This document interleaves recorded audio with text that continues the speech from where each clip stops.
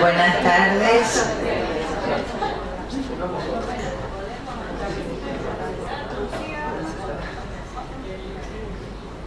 Bueno, vamos a tener el gusto ahora de escuchar la presentación del doctor Hugo Aciarri. El doctor Aciarri es abogado egresado de la Universidad Nacional de La Plata con el mejor promedio de su promoción. Es además doctor en Derecho por la UBA, con una tesis evaluada con 10 sobresalientes recomendada al Premio Facultad. Es profesor titular ordinario, director de la Maestría en Derecho y del Programa de Derecho, Economía y Comportamiento de la Universidad Nacional del Sur, en Bahía Blanca, Argentina, y profesor de posgrado en la UBA. Es autor de libros, capítulos y artículos sobre derecho de daños, contratos, litigación y análisis económico del derecho en Estados Unidos, Europa, Asia y Latinoamérica. Impartió cursos de posgrado, seminarios y trabajos de investigación en las universidades de Harvard, de California, de Berkeley, Columbia, Nueva York, Chapman, Los Ángeles, París I, Panteón-Sorbonne, Autónoma Complutense, Carlos III de Madrid, Pompeu Fabra de Barcelona, entre muchas otras. Obtuvo el premio Alejandro Roemer a la trayectoria académica en el desarrollo del análisis económico del derecho en Latinoamérica 2010, Universidad de California, Berkeley y Alacre. Y el 2008 Microsoft Research Award for Scholarship on Law and Economics, entre otros. Profesor honorario por la Universidad de San Martín de Porres de Lima. Académico correspondiente por la Academia Nacional de Derecho y Ciencias Sociales de Córdoba. Y además fue presidente de la Asociación Latinoamericana e Ibérica de Derecho y Economía, ALACDE, hasta junio de 2017 y presidió las 25ª Jornadas Nacionales de Derecho Civil en la Universidad Nacional del Sur, en Bahía Blanca. Bueno, con esta presentación me imagino que todos están ansiosos por escuchar al doctor Aciarri y no a mí, así que le otorgo la palabra, solo los voy a demorar un segundo.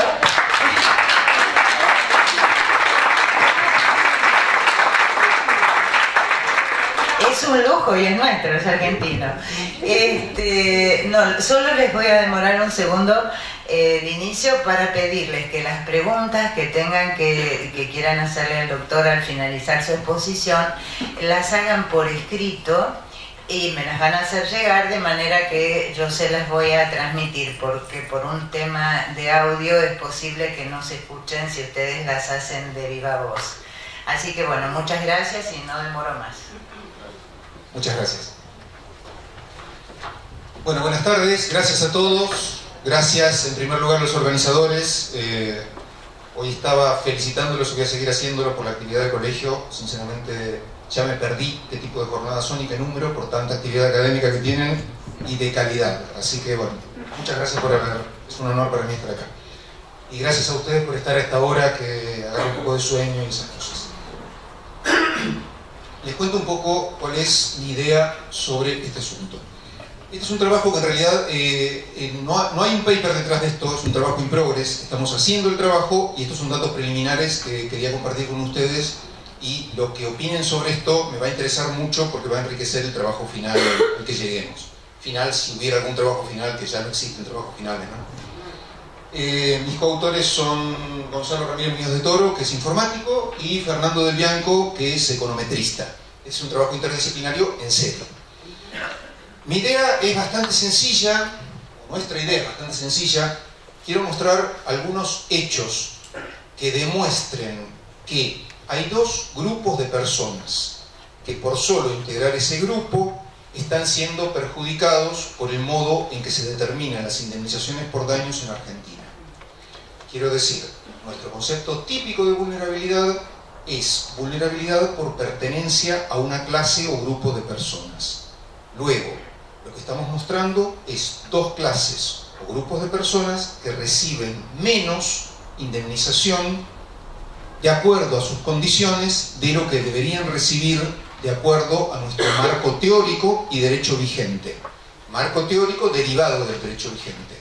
En otras palabras, la aplicación del derecho de acuerdo a cómo decimos que se debe aplicar el derecho daría por resultado una indemnización mayor para estos dos grupos de personas y está siendo en los hechos menor que correspondiente. Como se imaginarán, los dos grupos de personas, como lo dice el título, son jóvenes y mujeres. Género y juventud son los problemas. Entonces, vamos al primer dato. Yo les cuento con qué datos voy a trabajar. ¿Vieron esa afirmación usual ahora que los datos son el petróleo de esta era? Bueno, la idea del petróleo, por un lado, es porque es valioso, pero lo más importante es porque el petróleo crudo no sirve para casi nada. No sé si a alguien se le ocurre alguna utilidad en su vida cotidiana el petróleo crudo. Lo importante del petróleo son los refinamientos del petróleo, los derivados refinados del petróleo. Con los datos pasa lo mismo. Los datos crudos no sirven para mucho. Los datos refinados son los que nos ayudan a pensar en serio, a tomar mejores decisiones sociales y mejores decisiones individuales. ¿Qué es esto? Este histograma está hecho sobre una base de datos de 20.000 casos de la Cámara Nacional de Apelaciones en lo Civil. Estos 20.000 casos están filtrados automáticamente por un bot, un scrapper, un programa que busca datos y los ordena electrónicamente. Y en esta primera slide lo que tenemos, eso que ven marcado en rojo, en bordó, ahí, es lo que se llama estadísticamente la moda. Moda, en términos estadísticos, es la frecuencia, el dato que tiene mayor frecuencia, la frecuencia más repetida, el dato más repetido. En palabras sencillas, esto muestra las edades de las víctimas reales que recibieron indemnización en la Cámara Nacional Civil.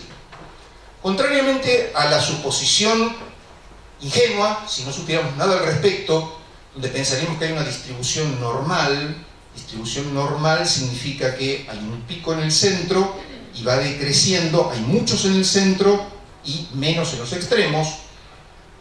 No son personas de mediana edad la mayoría de las víctimas, sino personas muy jóvenes.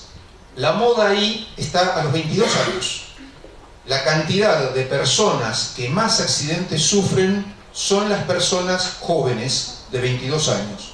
Y como ven, decrece muy abruptamente, tiene una pendiente muy abrupta en adelante. Luego, de lo que estamos hablando, si es verdad que podemos demostrar que los que están siendo perjudicados son jóvenes, además tenemos el problema que los que están siendo perjudicados son la mayoría, no la minoría. No es un grupo minoritario que nos puede repugnar éticamente, pero podríamos decir, bueno, estamos dispuestos a pagar ese costo social que este pequeño grupo recibe. No es un pequeño grupo, es la mayoría de las personas que están siendo víctimas. Entonces, ¿cómo es la curva de ingresos de acuerdo a los datos de la encuesta permanente de hogares? ¿Qué sabemos de las curvas de ingresos? ¿Tiene el mismo ingreso una persona a los 20 años que a los 30, que a los 40? Bueno, no. La intuición es que no, todos creemos que no, pero esa es lo que nos dicen los hechos, lo que nos dicen los datos. Esta es más o menos la curva. Si empezamos acá, vamos a subir y luego vamos a bajar. Quiere decir, de lo que estoy hablando, esto, les cuento también el set de datos, esto está hecho sobre unos 2 millones de datos más o menos. Está evaluando todos los datos de la encuesta permanente de hogares por edades. ¿Cómo se construye? Se los cuento muy rápidamente. Si hacemos escalones etarios de 20 a 30, de 30 a 40, de 40 a 50, buscamos una mediana, un valor medio, y comparamos ese valor medio de un escalón contra el valor medio de otro escalón. Entonces lo que tenemos es que la intuición que todos tenemos, que las personas van subiendo y luego bajando en su ingreso, está reflejada y está corroborada estrictamente por estos datos. Insisto, son más o menos un par de millones de datos. También fueron trabajados con ese mismo método. Entonces, el asunto es que si asumimos que una persona no varía en sus ingresos y esa persona es joven, estamos subvaluando su capacidad. Luego, cuando lo indemnizamos, le damos menos de lo que esa capacidad vale. Y ni más ni menos que este es el problema de los jóvenes. Si no tomamos en cuenta ese incremento, lo que estamos pagando por su incapacidad es menos que lo que la capacidad del joven realmente vale. Estoy hablando pura y exclusivamente de daño patrimonial.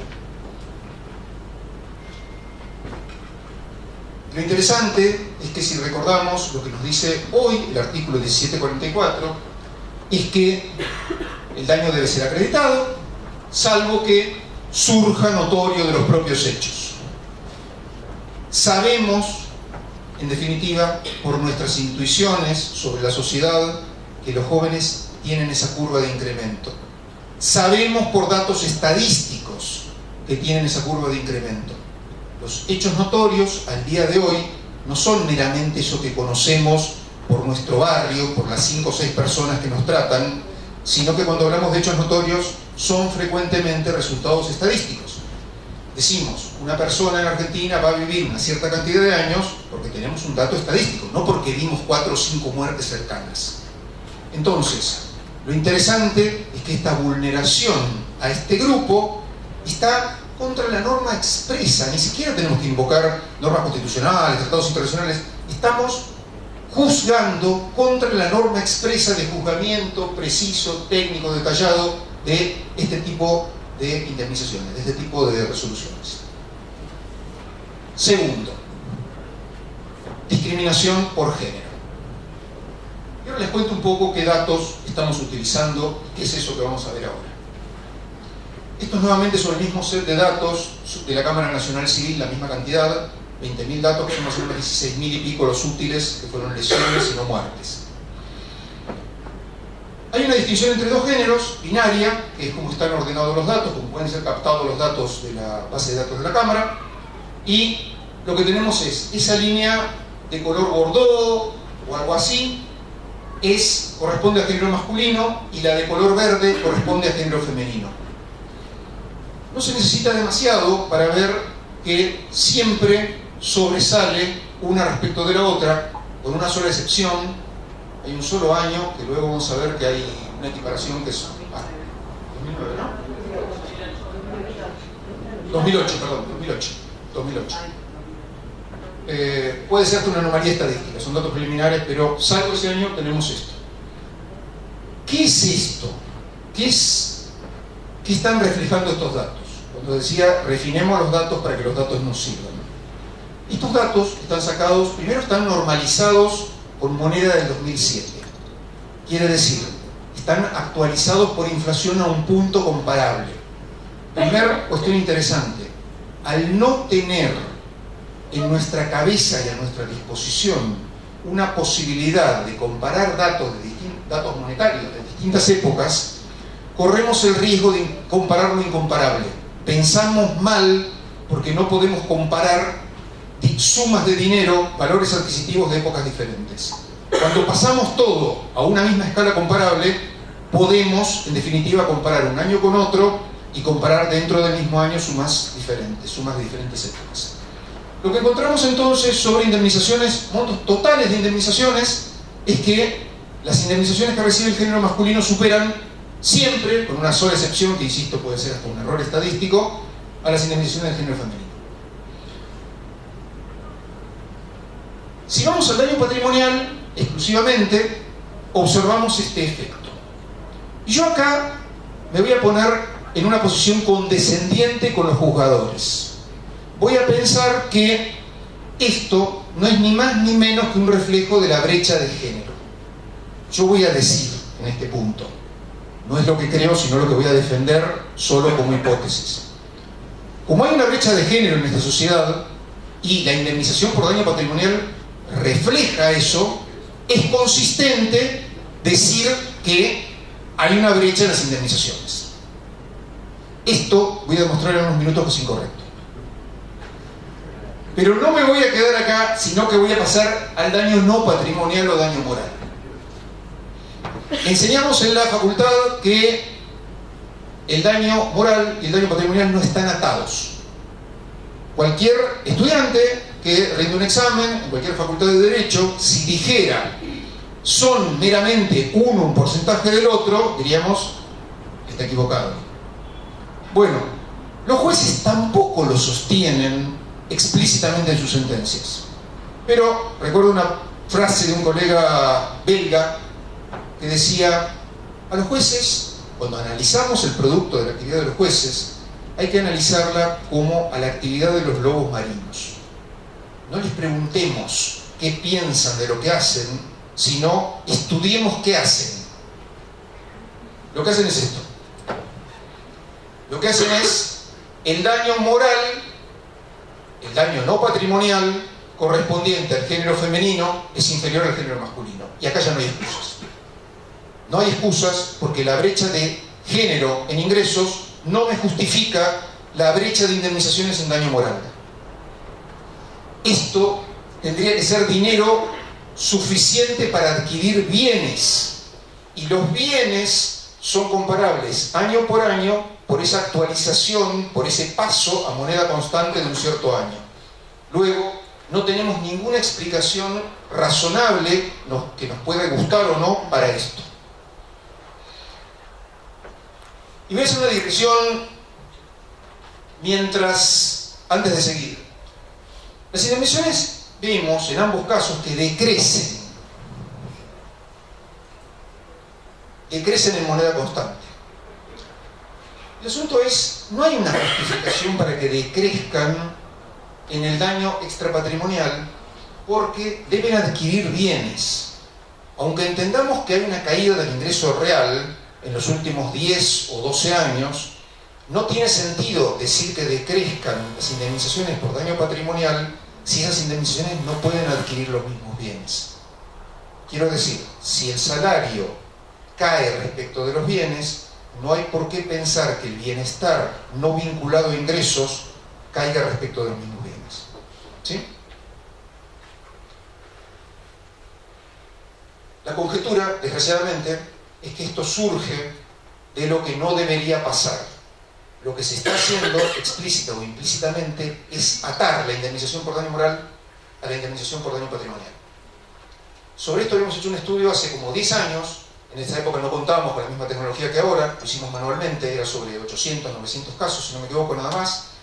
Y lo que encontramos es que cuando miramos qué es significativo, qué variables son significativas para los jueces en determinar daño moral, quiero decir, no qué dicen los jueces, sino qué pesa efectivamente la decisión de los jueces, los factores eran dos: ingreso y porcentaje de incapacidad. Luego, lo que enseñamos no se debe hacer, ya sea explícita o implícitamente, es exactamente lo que se hacía. Y algo más. La ilusión monetaria es confundirnos por los números. Decir, ahora una indemnización son 3 millones de pesos y antes el número grande nos parece que en definitiva es más poder adquisitivo. Entonces, acá podríamos tener ilusión monetaria también en pensar que tenemos una mejora, que mientras que acá la brecha es más grande, acá está siendo más pequeña. Pero cuidado, eso tiene buena medida de ilusión monetaria, porque el 10% de 10 es más chiquitito que el 10% de 100, pero sigue siendo el 10%. Entonces, lo que hacemos a continuación va a ser pasar la indemnización que reciben las personas de género femenino como porcentaje de las que recibe el género masculino. Es decir, género masculino 100, género femenino más o menos que 100, para evitar eso. Y desgraciadamente, acá encontramos que no tendríamos que ser tan optimistas. No estamos mejorando tanto en los últimos años como nos gustaría. Probablemente no estemos mejorando nada. En porcentajes, en valores reales no estamos mejorando.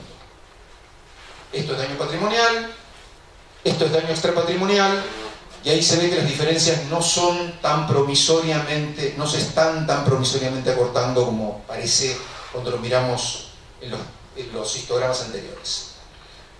En definitiva, si hiciéramos un promedio de promedios, advertencia, chicos, no hagan esto en su casa. Esto no es técnicamente correcto. Tendríamos que hacer algo un poquito más refinado. Esto es simplemente para sacar un número rápido, incorrecto, pero significativo para que se vea. Hay más o menos una diferencia del 15% a favor del género masculino contra el género femenino en idénticas circunstancias. Esa es la conclusión más fuerte, provisoria, insisto, demasiado todavía cruda, pero parece que es lo que está surgiendo de los números. Cuando se refine, vamos a tener conclusiones más seriamente defendibles. Pero parece que hay algo de esto. Entonces, como les decía, causas del problema. Si tenemos que identificar causas del problema, bueno, podríamos decir antes, estoy hablando siempre de 2015 para atrás, o sea, de Código Civil. Antes teníamos dos modos de determinar indemnizaciones, con uso explícito de fórmulas y sin uso de fórmulas. Entonces la conclusión es, bueno, quienes no usaban fórmulas o no explicitaban al menos su razonamiento mediante unas fórmulas, hacían algo implícitamente que producía ese efecto, que producía un cierto efecto respecto de los jóvenes. Y quienes usaban fórmulas tales que no permiten captar esa variación. Las fórmulas que se venían usando, que son en realidad una misma fórmula para determinar un valor presente de rentas constantes, no perpetua, tiene el problema que calcula solo rentas constantes.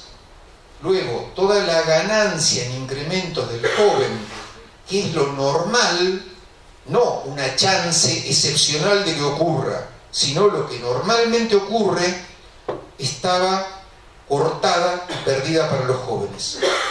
Digo que todas las fórmulas que se usaban producían este problema porque todas las fórmulas son transformaciones invariantes de una misma fórmula.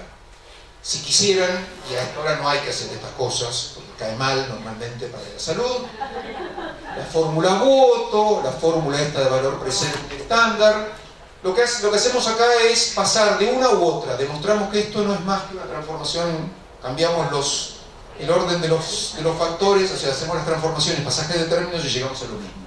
Todas producen, ahora sí, vuelvan a mirar por favor, este efecto.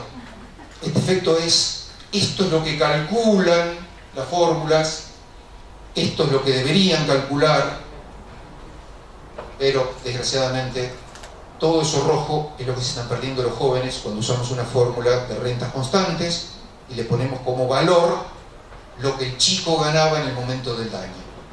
Todo lo rojo es la medida estadística de la vulnerabilidad del grupo joven. Curso. ¿Se puede hacer algo para mejorar esto?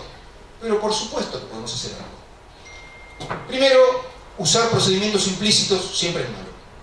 Cuando tenemos que calcular un número y decimos, bueno, esto más o menos es tanto, ocultamos un montón de prejuicios, un montón de errores, un montón de subestimaciones y de malos manejos económicos y matemáticos, y esto funciona mal.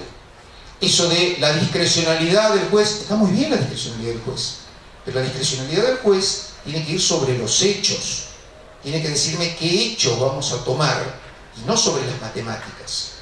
Si el juez me dice, voy a tomar que tengo dos factores, A y B, que valen exactamente lo mismo, vale 10 uno y 10 el otro. Yo digo, vamos a usar la fórmula A más B.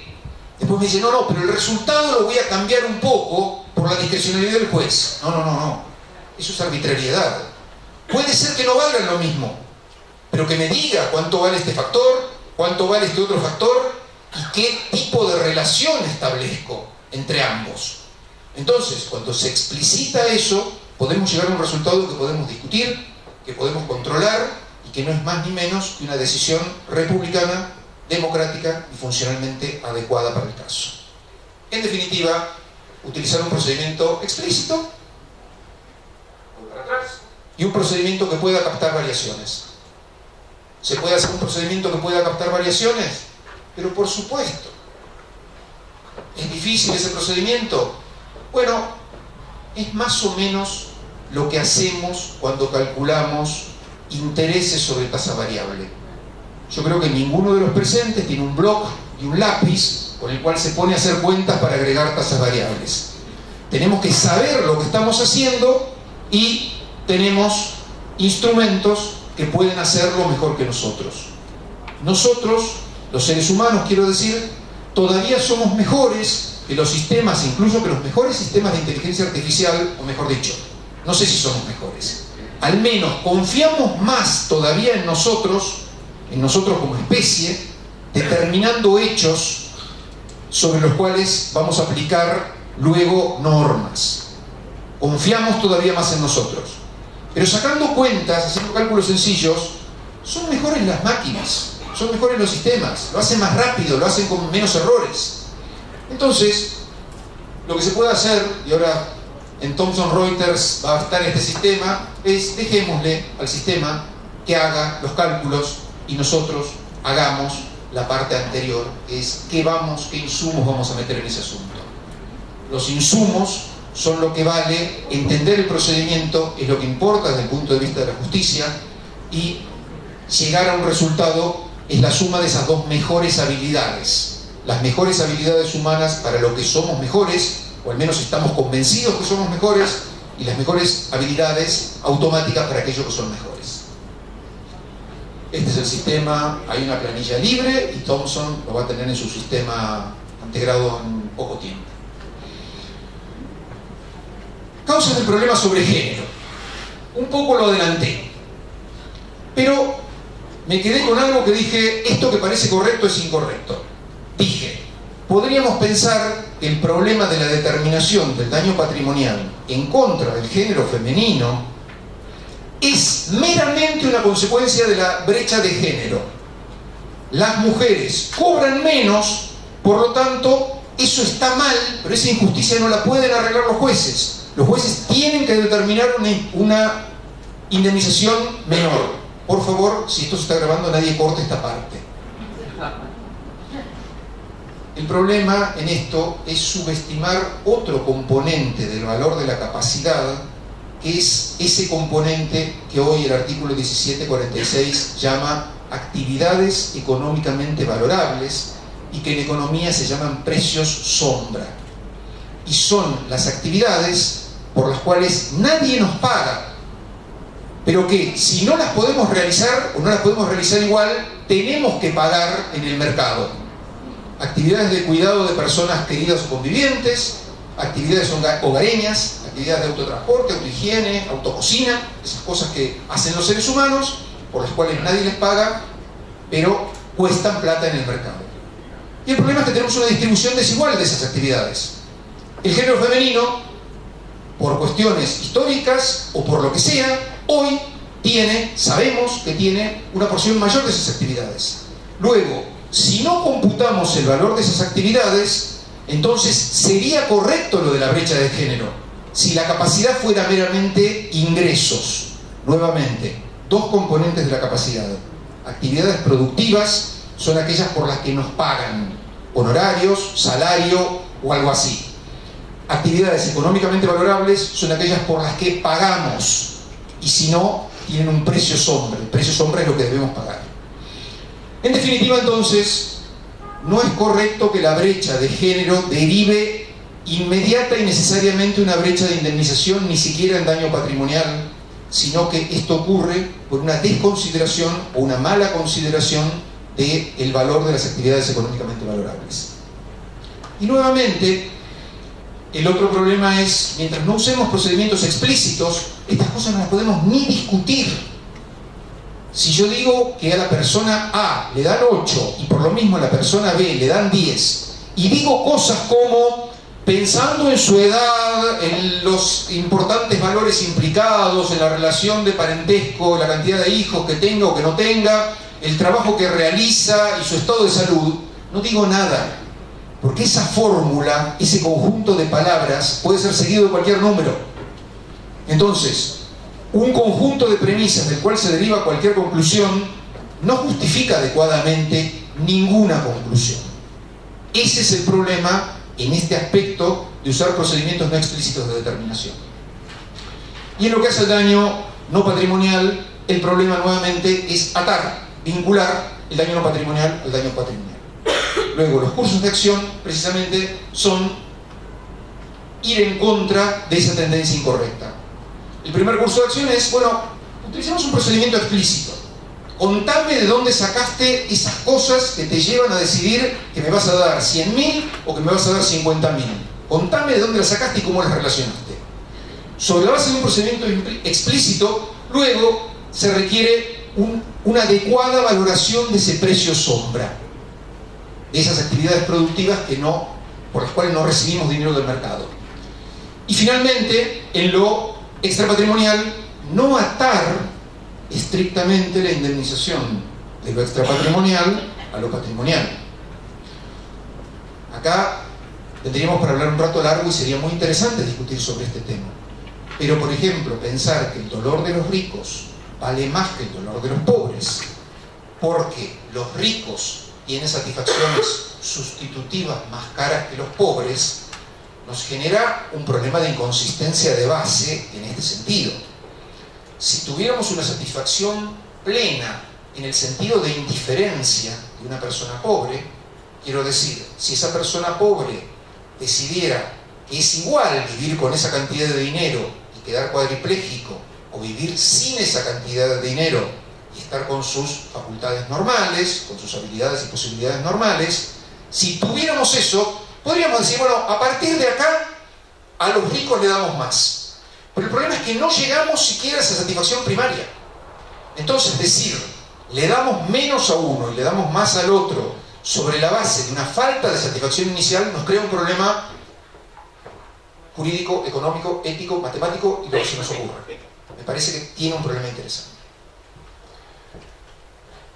Decía nuevamente, lo que nos dice el 1746 es computemos esas actividades productivas y esas actividades económicamente valorables. Y acá, en un ejemplo, no vamos a ver todos los números, pero lo que digo es, podemos establecer en cada caso, cuando utilizamos periodos sucesivos de vida de una persona, cuánto serían sus actividades productivas, cuánto sería su ingreso por actividades productivas y cuál sería el precio sombra, el valor de las actividades económicamente valorables. ¿Cómo valoramos las actividades económicamente valorables si por definición nadie nos paga? El precio sombra es cuánto pagaríamos por esas. ¿Cuánto pagaríamos por esas actividades? ¿Cuánto tendríamos que pagar en el mercado para contratar esas actividades?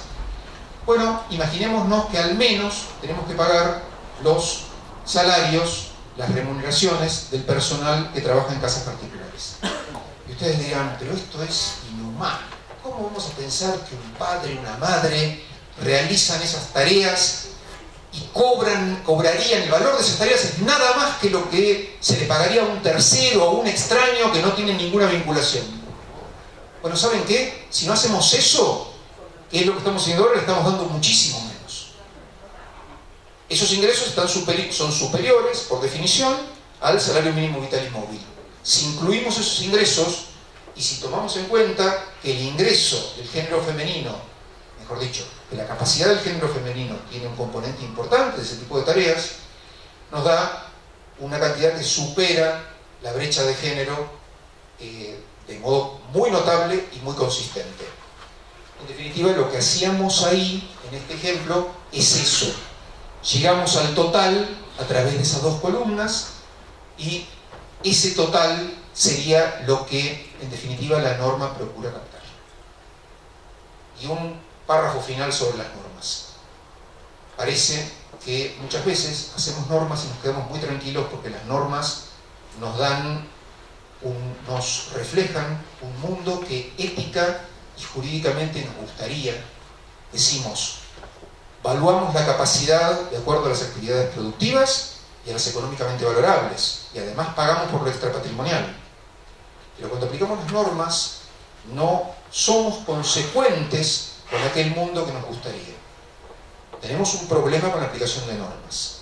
No nos gustan, nos molestan y nos escapamos de la aplicación de normas, bajo pretextos como discrecionalidad judicial, sentido de justicia, que no me aten las matemáticas, el sueldo que recibe una persona no es lo mismo. Cuando somos más estrictos, somos mejores tomando decisiones sociales. Si tomamos mejores decisiones sociales, somos menos susceptibles a caer en sesgos entendidos como desviaciones sistemáticas de la mejor decisión posible o de la decisión normativamente debida. Si nos escapamos de los sesgos, y si al menos somos explícitos en lo que hacemos, podemos sucesivamente discutir mejor esas decisiones. Y discutir mejor nos lleva a que todos, criticando la decisión anterior, podamos contribuir a un estado superior de decisión y llegar en el debate democrático a mejores conclusiones que a las que llegamos cuando somos opacos, utilizamos nuestra autoridad para llegar a resultados y no decimos los verdaderos factores que nos llevan a nuestras decisiones. Me parece que la tecnología y algunos otros elementos auxiliares al derecho nos ayudan a estas cosas y por eso también la interdisciplinariedad importa. Importa no porque esté de moda y porque la tecnología sea el último grito de la moda, esto denota mi edad, sino importa porque nos hace vivir en una sociedad mejor. Esto nada más y gracias.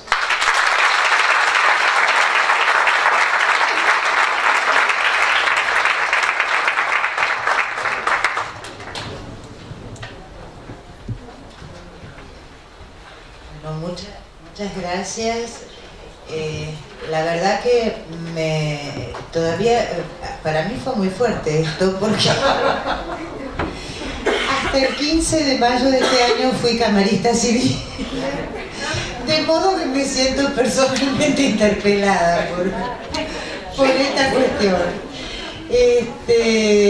Bueno, mientras ustedes preparan las preguntas que quieran hacerles al doctor, y espero que no hayan quedado en el mismo estado de shock que yo, yo voy a hacer alguna pregunta específica. Hubo una variación en la fijación de los montos cuando se cambió el plenario en relación a la tasa de interés. Entonces, a partir de allí, estos últimos años, en las sentencias civiles, tanto en primera como en segunda instancia, ha habido una diferente evaluación según se hiciera el cálculo a la fecha del hecho y se aplicara tasa activa, o a la fecha de la sentencia con tasa pasiva más tasa activa después o tasa activa directamente. O sea, estamos en un momento como de mucho desorden en ese aspecto, por no hablar del factor bueno, que se hace agua el dinero. Y el valor de una sentencia de primera instancia que pudo haber sido justo en el momento en que se fijó, al momento de llegar a la sentencia de Cámara ya está siendo injusto.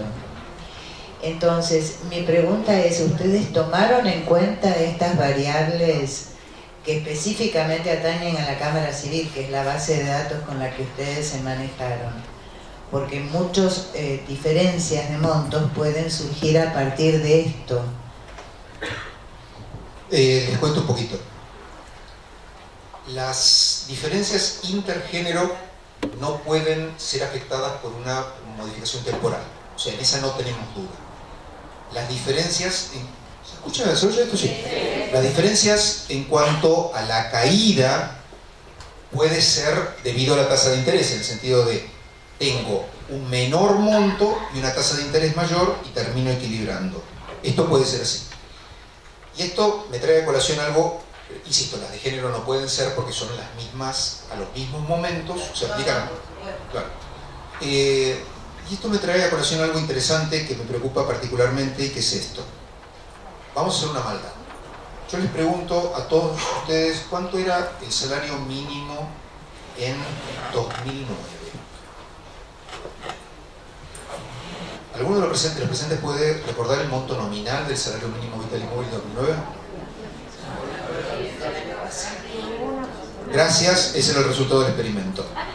Cuando pensamos en cantidades nominales de tiempo atrás, en un país con niveles de inflación como Argentina, no sabemos de qué estamos hablando.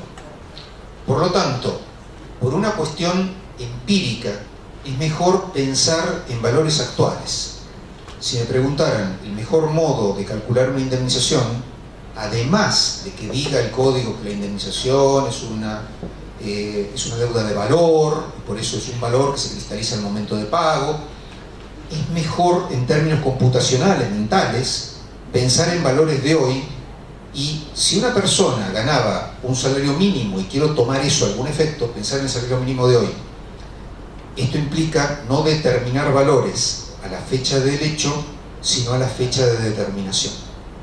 Este me parece que es el mejor procedimiento por ese problema. Luego tenemos infinitos problemas prácticos desde ese momento hasta el final, y no podemos resolver del mejor modo o de un modo perfecto todos los problemas, pero podemos mejorar. O sea, una idea básica, yo no sé si alguien leyó, pero a mí me gusta mucho la idea de justicia de Amartya Sen, por ejemplo. Si nos ponemos de acuerdo, si quisiéramos ponernos de acuerdo en una idea de justicia, probablemente nos pelearíamos todos. Cuando hay puntos claves, uno diría, bueno, no, la justicia tiene que ser así o asá, más distribución, más libertad. Pero hay cosas en las que todos estaríamos de acuerdo. Si yo dijera, torturar bebés les parece justo, seguramente nadie diría que sí, de un modo incondicionado. Entonces, este modo es constructivo de abajo hacia arriba. En lugar de pensar en arreglar el mundo desde arriba con una teoría, empezamos a intentar mejorar, evitando o mejorando, saltando, modificando las cuestiones problemáticas. Y esto es algo parecido. Probablemente y seguramente nunca vamos a encontrar valores que nos satisfagan o modos de determinación que nos satisfagan completamente. Pero lo que podemos hacer es encontrar mejores métodos en relación a lo que venimos. Por eso la mejora es importante, aunque no sea óptimo. Perdón, creo que respondí, pero me fui a cualquier lado. Perdón. Está perfecto. Bueno, tengo aquí algunas preguntas. ¿Por qué considera que el 4% de la tasa de descuento es aceptable? ¿Podría levantar la mano al que hizo esa pregunta? Muchas gracias. ¿Hizo algún posgrado de análisis económico, de derecho, algo de eso? No, lo escuché en las conferencias y dijo que iba a explicar por qué consideraba que el 4% era una tasa de descuento aceptable en las fórmulas de rentas periódicas. Y no lo expliqué. Muchas gracias. Perdón. Es la pregunta probablemente más difícil que tenga que contestar hoy y les cuento. Perdón, Hugo, no sé si se llegó a escuchar, ¿no? Ah, perdón. Para la grabación me dicen que no hizo un curso esta persona, sino que me había escuchado en una exposición anterior y por eso quedó con la intención de hacer esta pregunta. Decía que es la respuesta probablemente más difícil de la tarde. En Argentina había una tradición judicial desde la fórmula voto de utilizar la tasa del 6%. ¿Qué significa una tasa de descuento? Una tasa de descuento, cuando descontamos a un valor futuro, logramos lo simétrico a someter a interés un valor presente y luego reinvertirlo en los periodos que nos interesen. ¿Por qué usar una tasa y no otra tasa? Hay un consenso actuarial bastante difundido sobre los valores a utilizar en tasas para determinar valor vida o lesiones de plazos de vida humana. Plazos de vida humana, los que conocemos. Consensos actuariales en congresos internacionales de actuarios. Normalmente el 4 es considerado un poco alto. Se suele pensar entre el 3 y el 1. ¿Por qué utilizamos el 4 en Argentina? Por una razón histórica, que venimos del 6. El 6 es mucho, cuanto más descontamos baja más la indemnización, y bajamos un poco al 4. ¿Por qué el 3 o menos del 3? La explicación, que si alguien se pone a buscar le va a costar un rato encontrarla, es una suposición de crecimiento del PBI mundial a largo plazo. No circunstancialmente, sino mundial a largo plazo. Entonces se supone que lo que iría devengando esa suma sometida a interés sería algo parecido a el incremento de largo plazo del PBI mundial. ¿Por qué no utilizar, por ejemplo, las tasas de interés de nuestros bonos? Uno dice, pero eso es una tontería, porque alguien no se compra un bono, en lugar de meter la tasa de interés, y saca una renta en dólares de una tasa que podría estar rindiendo 15%, 12%, 18%. Y la respuesta es porque esa tasa en la que estamos pensando es una tasa libre de riesgos. La tasa de nuestros bonos tiene una prima de riesgo. Cuando ustedes ven riesgo país, es una prima de riesgo. Por lo tanto, la tasa esa chiquitita Entonces, es una tasa libre de costos de administración monopólicos, de rentas por administración monopólica y de prima de riesgo. La idea es esa. Entonces, si me preguntaran a mí, ¿está bien el 4%? Teóricamente yo diría, debería ser un poquito más baja. Pero no me parece mal en Argentina por la tradición, por la path dependence, por el camino del que venimos, la dependencia del camino al que venimos, que era más alta y bajamos el costo. Esa es un poco la idea. Por favor. Otra pregunta es, ¿cómo la justicia puede ser más estricta en la aplicación de normas para evitar sesgos? Gracias. ¿Quién hizo la pregunta? Muchas gracias. A mí me parece que hay varios cursos a explorar. Una es ser explícito, otra es ser automático.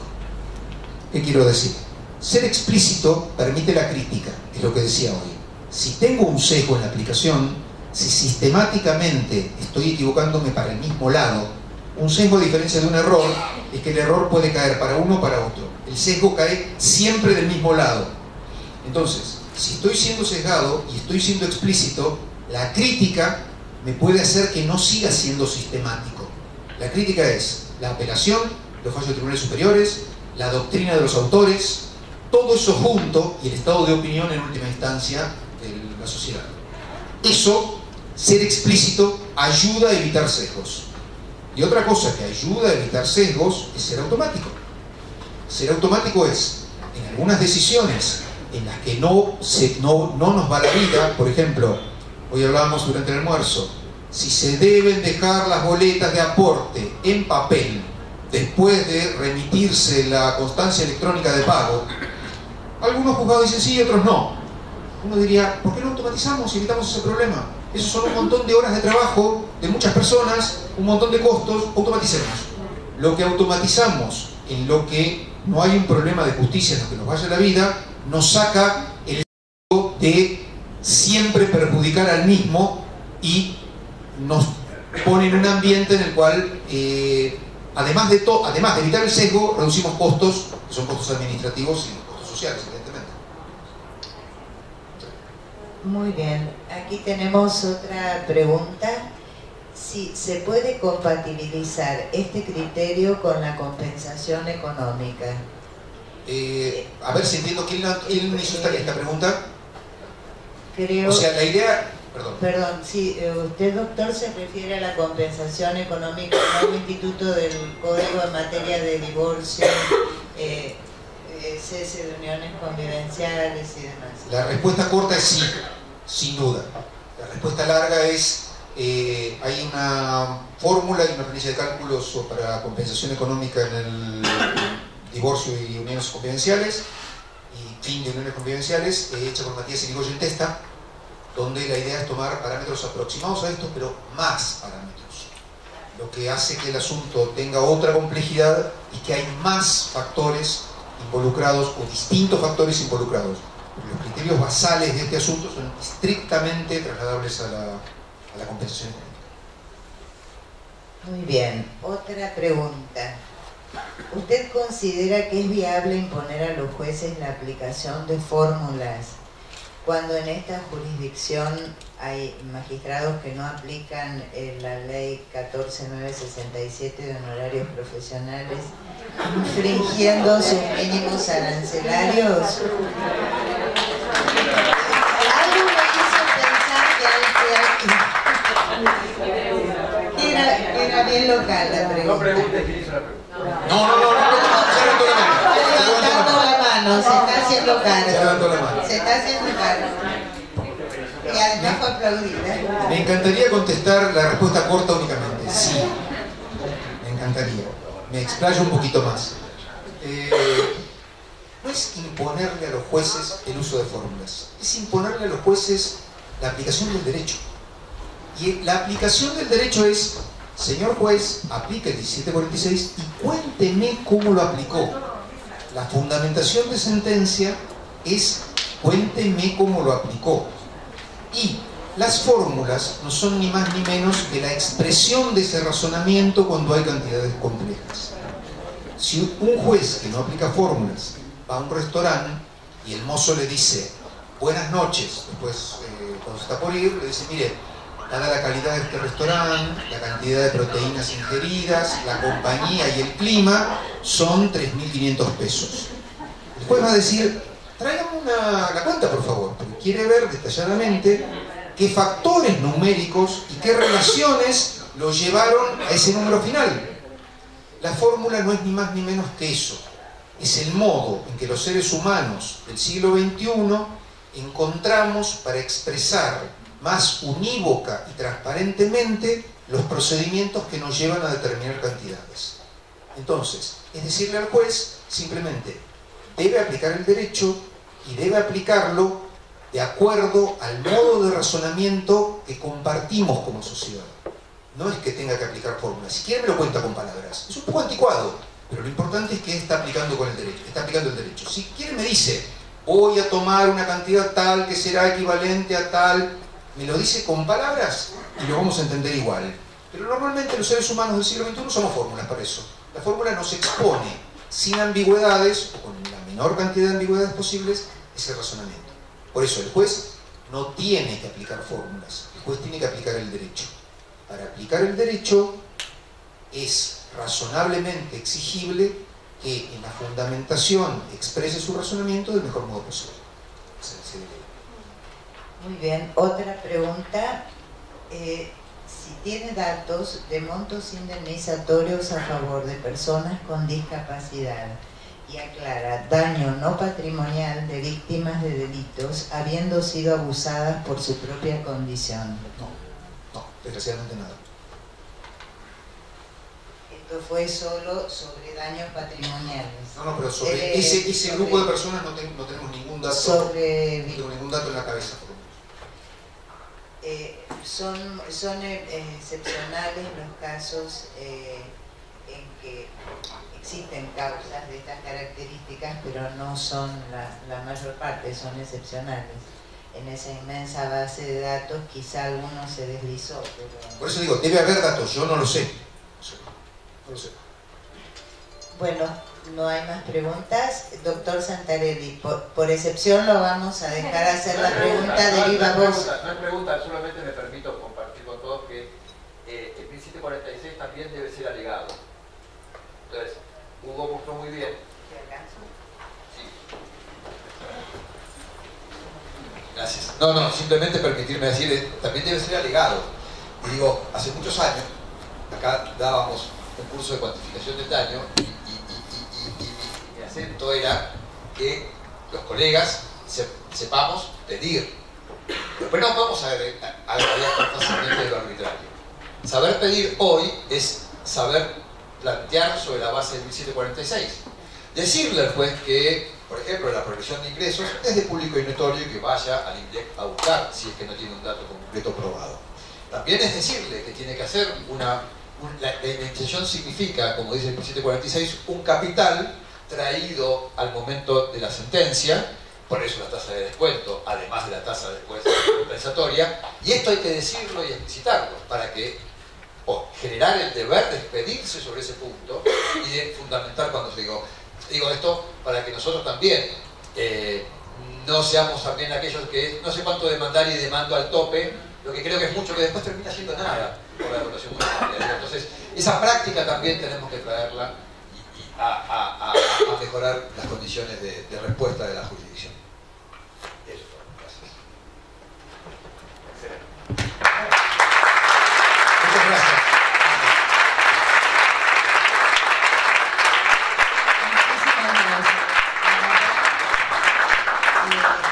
Voy a decir esto a título personal.